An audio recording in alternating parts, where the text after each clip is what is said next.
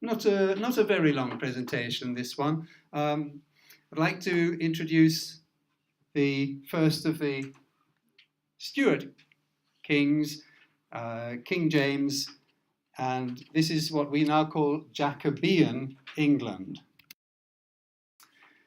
So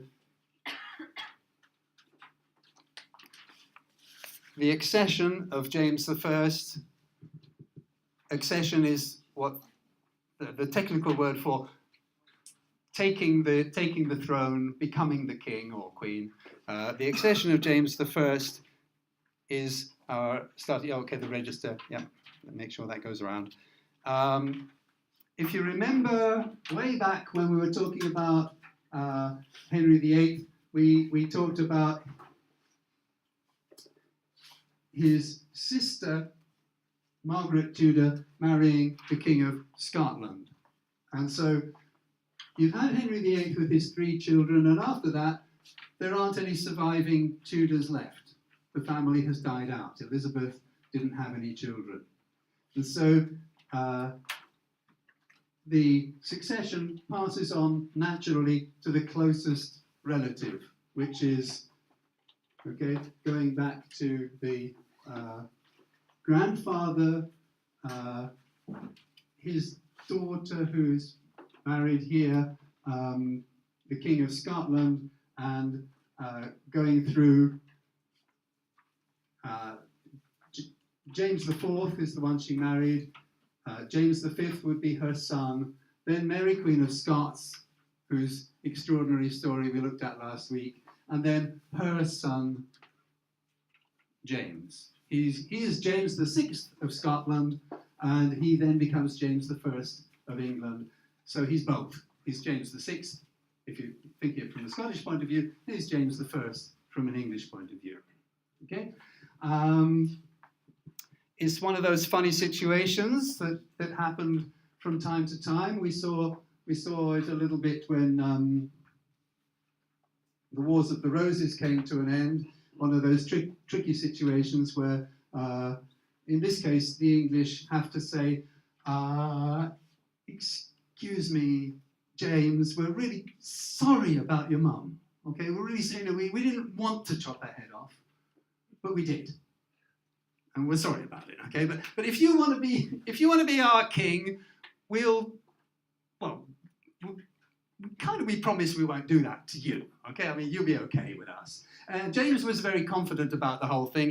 He was, we'll see later, his way of thinking, called divine right, where he believed that he'd been chosen by God, so he didn't really worry about humans hurting him.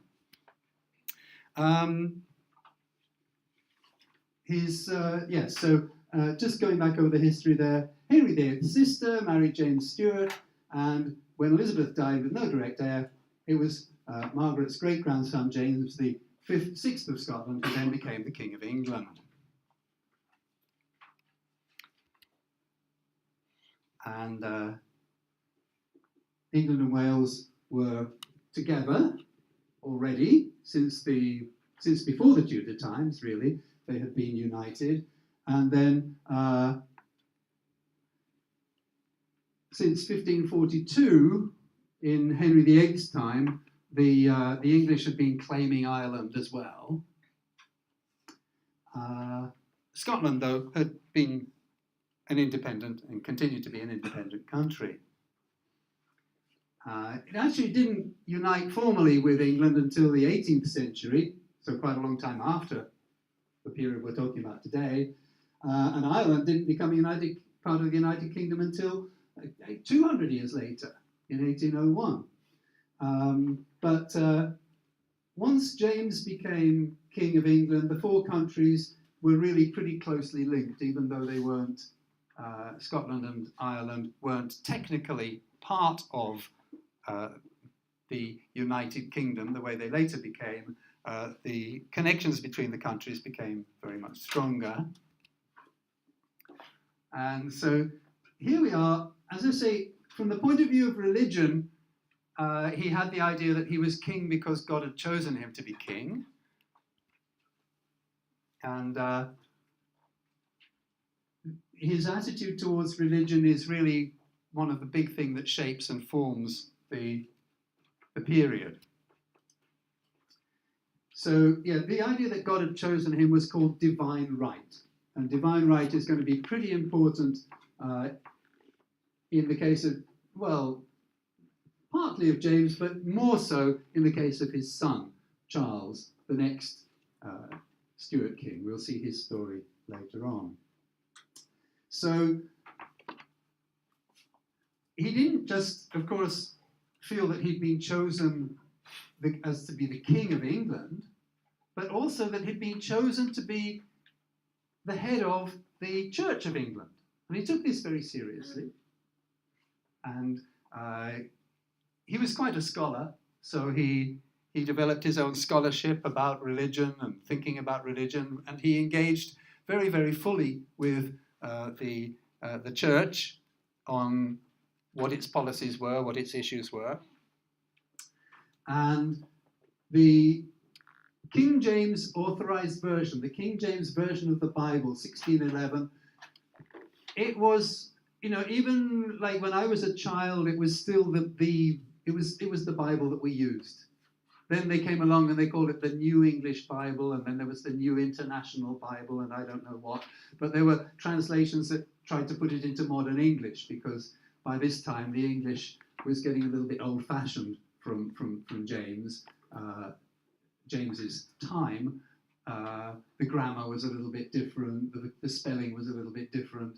The language has changed over 400 years. So there was a move to introduce a new version of the Bible, and there are several new translations now, but it's still, this is the King James Authorized Version is still considered to be one of the purest and most beautiful examples of English writing, English literature.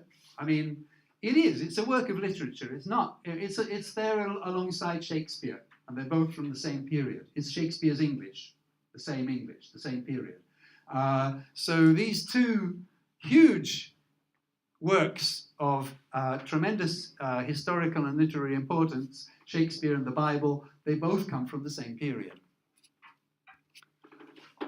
And remembering the ongoing story of the Catholics, who I said continued to be an important part of the culture of the society during the Elizabethan and early Stuart periods, the Catholics had really been hoping for something from James. I mean, after all, James's mother had been a Catholic, remember? But the thing is that James hardly knew his mother. All right, it's another reason why he wasn't too bothered when she was put to death. I mean, he didn't know her. She was a stranger to him. Well, they were disappointed. The Catholics were disappointed. He did not make things easier for them at all, and their dissatisfaction led to something called the Gunpowder Plot, which we'll look at separately. So a couple of years after he became king, they had a plot to kill the king and to kill most of the members of the Houses of Parliament as well. The Catholics wanted to, or not the Catholics, that's not fair, a group of Catholics, all right? Just like today people say the Muslims, you know, what they mean is a particular group of people who happen to be Muslims, okay? They don't mean every single Muslim, but they sometimes get that thinking in their head. It's the same thing there. It was just a particular group of Catholics that led this plot. Most Catholics, many other Catholics, were shocked and horrified by it. Okay, it's important to keep that distinction in our minds. But of course, the public will tend to blame everybody who's a Catholic for the Gunpowder Plot, just as people will sometimes blame everybody who's a Muslim for the latest act of terrorism, which incidentally killed, this morning I was reading in the newspaper, at least 45 Islamic people who were in their mosque or church praying. And so Muslims are killing other Muslims, and the same sort of thing, Catholics were killing Catholics in those days. So it's important to make the distinction between those who are activists, those who are doing these acts of violence, and the ordinary people who just want to live their lives like most of us do. Yes, the gunpowder plot really changed people's thinking about Catholics and about Catholicism. And the Puritans, those were the people who were more extreme on the Protestant side. They were the strict Protestants. They were also hoping for greater acceptance, and they also were disappointed. He was strict with both ends of the spectrum, with the Catholic end of the spectrum and with the Puritan Protestant end of the spectrum. He wanted to keep the church in that middle ground as Elizabeth had set it up.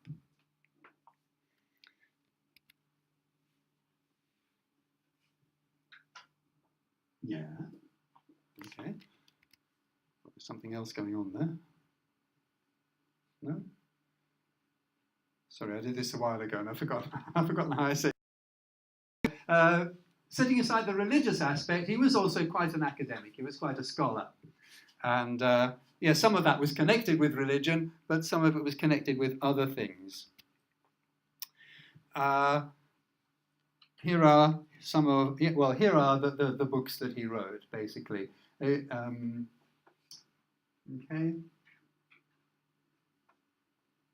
There's a whole whack of them there. We might want to go back a little bit. I don't have a way of slowing it down. Divine art of poetry, demonology, counterblast to tobacco. He was against smoking. Tobacco had recently come into the country and he was against it. An apology for the oath of allegiance, whereby people had to, there was a law that said you had to swear that you would follow the king. So some of it was political, some of it was religious, some of it was social. A variety of books that he wrote.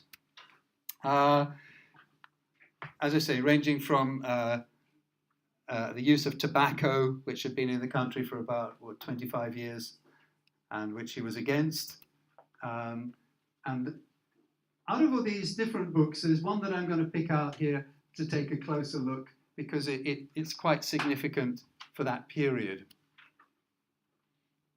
And it's called Demonology. A demon is an oni, a devil. Okay, and it's a book about basically about devils and witches, Major, and so on. He actually wrote. Well, it's divided into 3 books. He actually wrote about all of that kind of. Today we call it meishing, wouldn't we? We say it's superstition, isn't it? But he believed in devils. He believed in witches. And he wrote about all of those sorts of things. So that opens up the topic of James and witchcraft.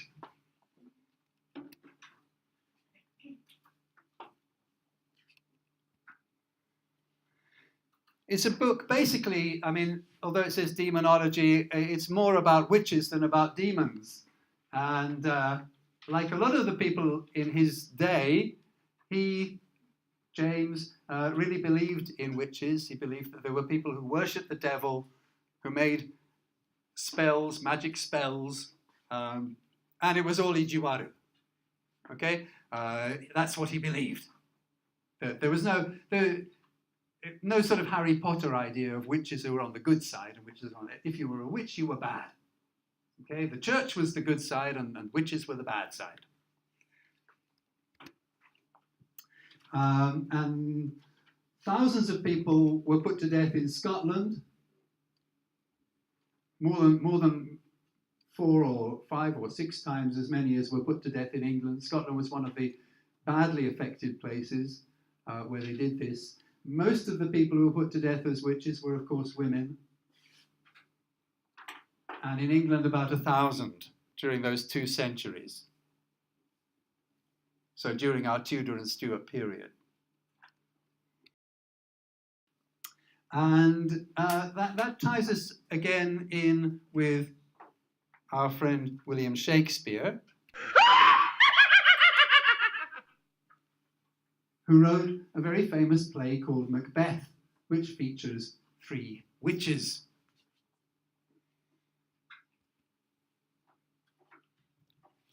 And one of the most famous scenes in Macbeth is, the appearance of the witches. They appear three times in the story, And what a lot of people don't realize is that Macbeth was actually a real person. In fact, Shakespeare's stories are all taken either from history, from real history, which he sort of fictionalizes, of course. His Macbeth is not very close to the historical Macbeth, but he's taken his story from history, or taken from other people's stories that were written before, which he adapts and changes and modifies. He doesn't. He very, very rarely writes an original story. Shakespeare takes other people's stories and develops them. So Macbeth was a real person, and Shakespeare based his play on a history of England, Holinshed's Chronicles of England, which had been published in the 1570s. And of course, in Holinshed's account, there are no witches. Shakespeare put them in for fun. Why did he put them in? Because he knew that the new king was interested in witches. And he wrote the play to entertain the new king, James.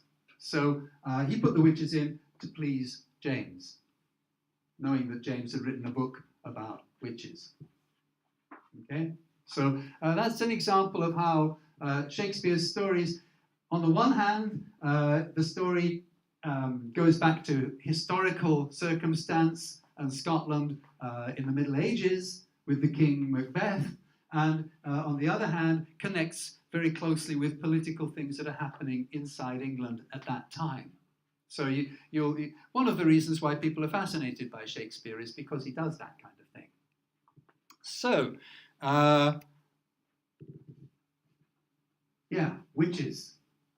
Okay, we've got a strong image of a witch, usually, of course, female, like this, flying on a broomstick or throwing some strange things into a pot to make some magic potion, this kind of thing. Women were the main victims of the witch hunts. Although men and women were both accused of being witches, it was nearly always women, or mostly women. And partly that goes back to the Bible. In the Bible, it's Eve who takes the apple from Adam. Sorry, Eve who takes the apple from the snake and gives it to Adam. Sorry, so it's Eve who eats the apple first, taking it from the snake. Okay, so Eve is the first woman in the Garden of Eden in the Bible story. She's tempted by a snake and she eats the forbidden fruit and gives it to Adam. And then, of course, it's bad news for humanity. Humanity gets kicked out of the Garden of Eden, kicked out of paradise, and we all have to live the life of suffering that we have now because of her. Okay, it's all her fault. All right, so the Bible is very strongly pointing the finger at women. And so it was believed that women were more easily tempted by the devil, that they were more in their nature, they were more evil. And so that's something that people tended to believe in that period. They thought that women were more evil than men. And so women were more likely to be agents of the devil. So when it comes to James in particular and what he thought about women, well, that's another interesting little question. We usually, when we think about the witch hunts today, we usually think of them as a form of misogyny. That is, misogyny is hatred or prejudice, hatred of women or prejudice against them. And we usually see the witch hunts in that kind of way. So we suppose that James also has some kind of fear or hatred of women. Now, it's not clear exactly, you know, what his way of thinking was. He did get married, he did have 3 children, but sexually, most historians consider that he was at least bisexual and probably basically homosexual. It's not something, I mean, these things were taboo, of course. I mean, it's just, I mean, it's still taboo in some countries. In Western countries, people tend to talk more openly about it. Here in Japan, people would mostly not really talk about it very much. Keep it quiet, keep it secret. So it's a little bit like that. There's his wife. And as I say, he had 3 children by her. But even at the time, it was people laughed about him, or they mocked him for his sexuality. There was an anonymous Latin epigram which said, "Rex fuit Elizabeth." Elizabeth was our king. Nunc est regina Jacobus. Now James is our queen. Okay, so even given that it was a taboo, it was kind of being spread around. They were kind of commenting on his sexuality. I mean, I don't really know what that means in terms of his feelings about witches. It's probably a complicated mixture of a variety of things. By the way, I don't think I explained previously that Jacobus, and we say Jacobean period, it's just the Latin for James is Jacobus. Okay, so when we talk about Jacobean, we just mean the time of James. Okay, let's move on to bigger stuff. Let's move on to James and his reign and its relationship to the international scene. On the whole, James did quite well. He managed to keep England out of some very nasty power struggles that were going on in Europe at that time. He managed to let the country develop more or less peacefully. In particular, Spain had been a big enemy in Elizabeth's time, and we talked about the Spanish Armada and how Spain allied itself with Ireland, kind of opposing England during the later part of the Elizabethan period. He managed to keep peace with Spain through most of his reign, and as I said before, marriage was often the best alternative to war. And he set up something, a planned marriage between his son Charles and the youngest daughter of the King of Spain. It was called the Spanish Match. Didn't work out, didn't happen. But it was planned for a long time. It's going to happen. There's going to be this. And so, of course, Spain didn't make war with England during that period because it was hoping that this Spanish match would work out and that Spain would get an interest in England without having to fight for it.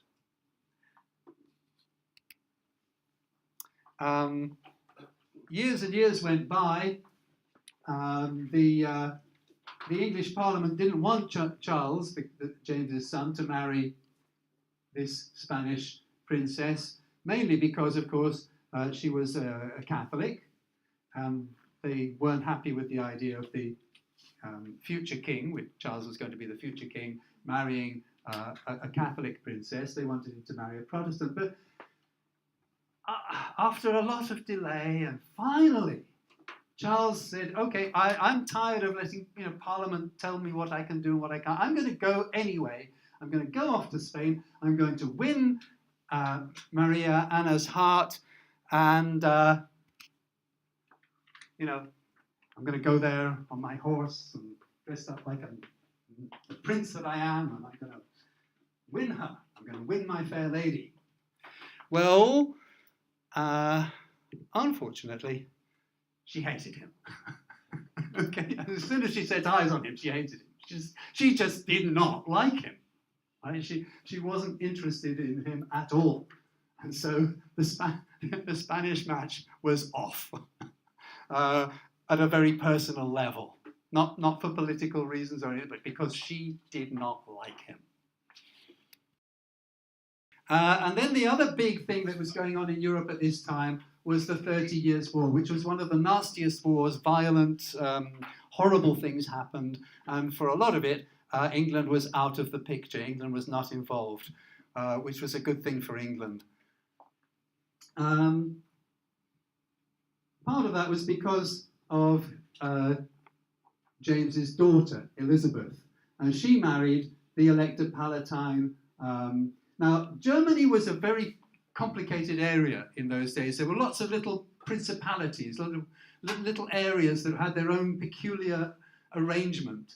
It wasn't one big united country. They were sort of loosely connected with each other, but it wasn't one big united country. And that whole area of Europe was very complex. And that's partly why this war, this 30 Years' War, was being fought. And anyway, Elizabeth married this elector who's lower than a prince or a king, but shortly afterwards he was then made a king after the marriage. He became king of Bohemia. So Elizabeth was now a European queen, which gave her quite a lot of status. And unfortunately, a few months later, Frederick got into a fight with Ferdinand, the Holy Roman Emperor, who's another. The complicated power struggles that are going on in Europe are too much. I just can't begin to explain it all right? Otherwise, we'll never get through the English stuff. Frederick gets into a fight with another kind of power monger in Europe at that time called Ferdinand II. And he loses his crown, and his father-in-law, James, refuses. He says, I'm not going to help. It's not my problem. You married her, but I'm not going to get involved in your power struggles. So James, saying, no, I'm not going to enter into this quarrel. It's a European quarrel. It's not my fight. I'm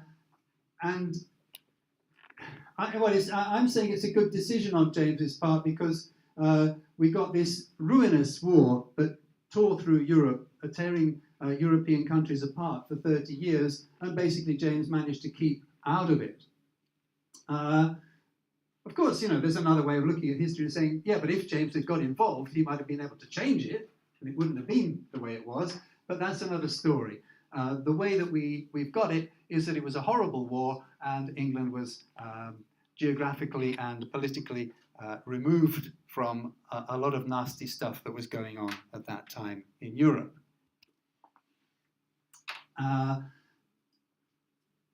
Later on, of course, when the Stuart line in turn, just like the Tudor line died out, the Stuart line was also going to die out, basically, a little bit more complicated than that, but basically it dies out.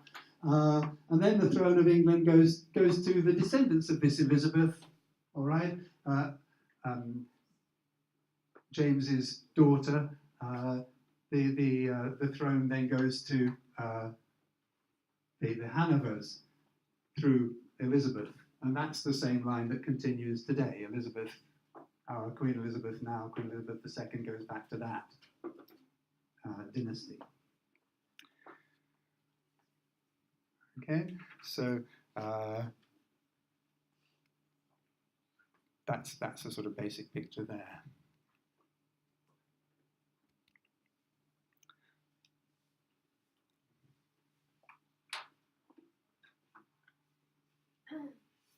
Yeah, that's just showing how horrible it was. Just showing skulls and skeletons in a nasty war, all going off to fight, and a lot of people getting killed, and a very bloody conflict. Yeah, a nasty setup. The 30 Years' War, and the world is becoming a bigger place. As I said, at the end of the Elizabethan period, England was making diplomatic ties. The Tsar of Russia had proposed to Elizabeth. Turkey, remote countries, the English had been trying to settle in the New World, in America, and this started to take off now in the early part of the 17th century. About 300 settlers managed to establish a permanent colony in a place called Jamestown. Notice the name after the king, Jamestown in Virginia in 1609. They nearly got wiped out during the first winter when food was scarce, and they were attacked by the local people, and only 60 of them survived. And then after that, they seem to have done quite well with an economy based on tobacco, so that within a few years, well, I say by 1614 there were 7,000 tobacco houses in London. They didn't all start after 1609. There'd been tobacco in the country, as I said before, since the 1570s. But tobacco was a booming business. And so the colony was able to get rich and thrive through growing tobacco and exporting it back to England, where there were plenty of tobacco houses that were providing a market for the tobacco. And then a few years after that, the first slaves get taken from Africa into Jamestown to cultivate tobacco. The local people were too hostile to... I think this frequently happened in the Americas, that the local people, for one reason or another, could not be exploited as slaves.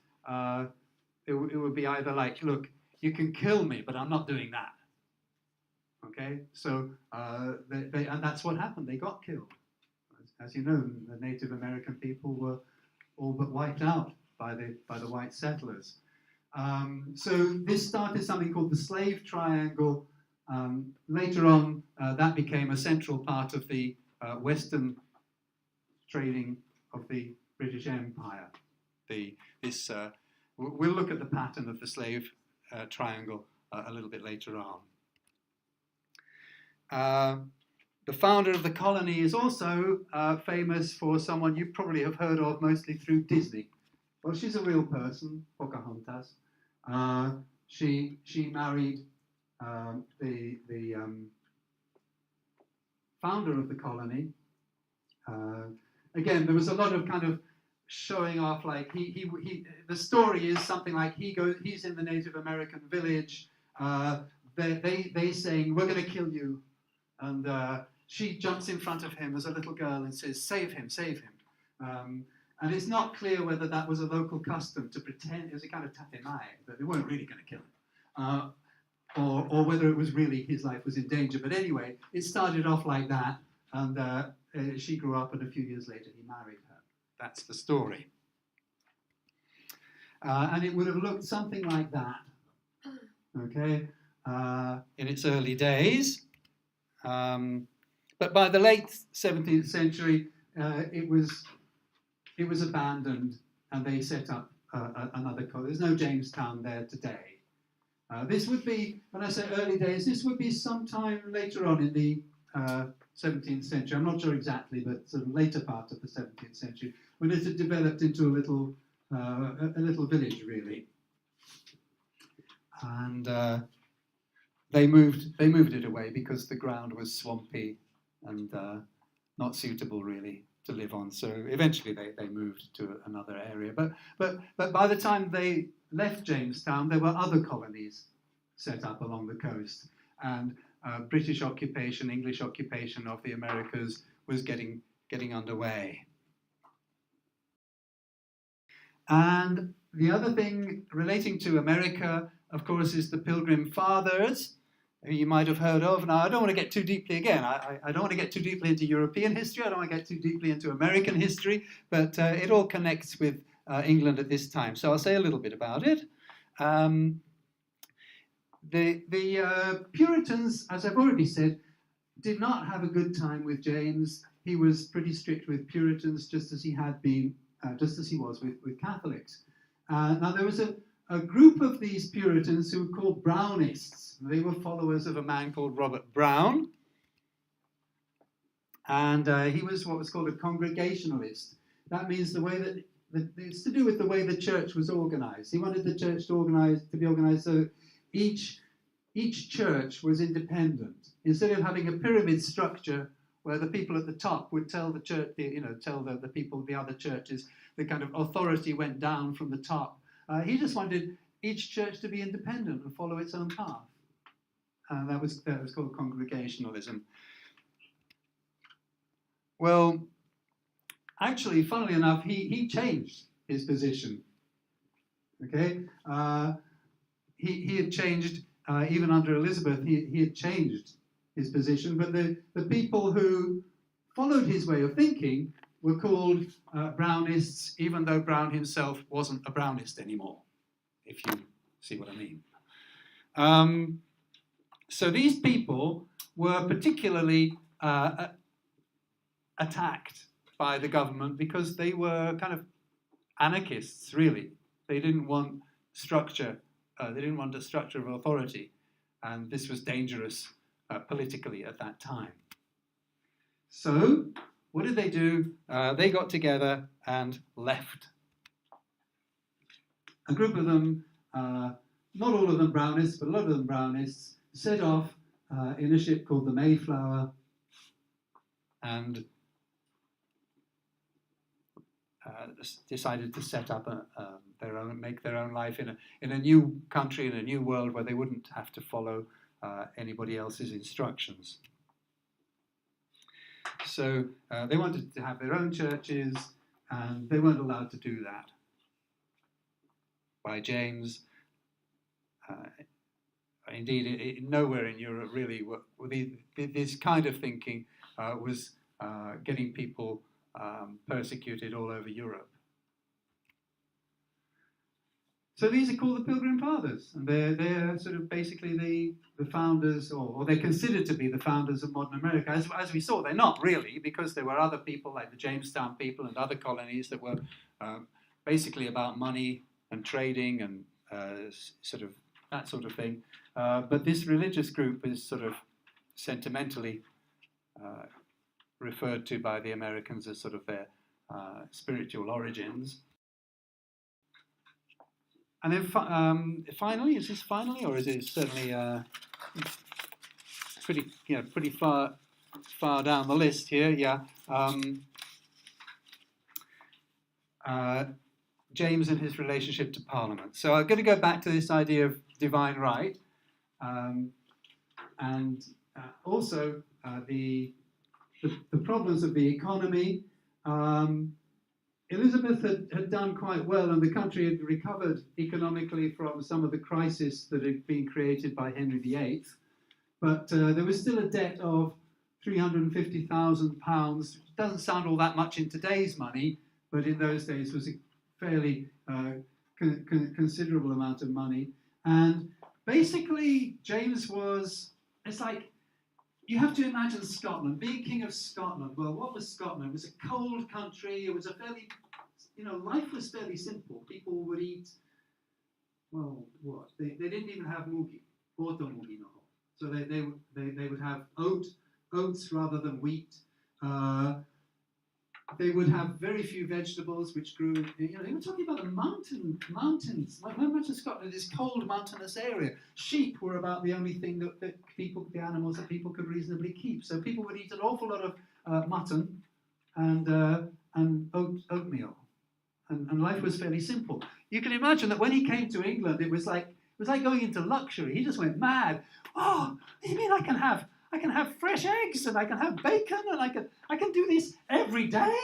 He just went wild, okay? He's like, luxury. I can go, there are shops selling all these wonderful things, and he just blew the, huge amount, you can see a huge amount of money, okay? About a million pounds, okay? Just blew it. And today £1 million might sound like quite a lot of money, but in those days, it was a huge amount of money. So there were economic problems. Of course, he didn't spend it all on himself. He spent it on other issues, but a lot of his quarrels were about money and religion and constitutional matters, things about how the country is run, Kempo kind of questions were on the agenda. So his simple way of dealing with this was to say, I'm the king, God's chosen me to be the king. If you people, the parliament, if you can't agree with me, well, go home. I don't need you. I'll do it by myself. Thank you, goodbye. And he closed Parliament down for years. Okay, just said, I don't need you. If you're not going to agree with me, then, go away. But war, when it became a necessity, war, of course, he needed to finance his wars, and to do that, he needed to get the agreement of Parliament.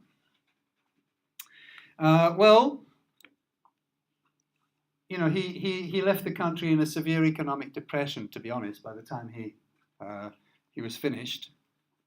So economic problems were going to be something that his son, Charles, was going to have to inherit and try to deal with. And it didn't help that there was pestle plague in the 1620s, and about 100,000 people died in horrible circumstances. I mean, it was just ghastly. People would they'd take a teoshiguruma through the streets, and they'd say, big cart, bigger than a gardening wheelbarrow, but they'd take a big cart and push it through the streets, saying, ringing a bell, saying, "Bring out your dead," and they just throw the dead bodies into the cart, and they take it off somewhere, they tip it out, and they just put a big pile of. There were so many of them, they couldn't even bury them. Okay, people were just dying in large numbers. Now, in Charles I's time, all right, James's son's time, these disagreements, these problems with Parliament were going to get a lot worse, and it was going to lead to civil war, and it was going to lead to the King, Charles, being put to death. So it starts under James, and it's going to get a whole lot worse under Charles. Okay.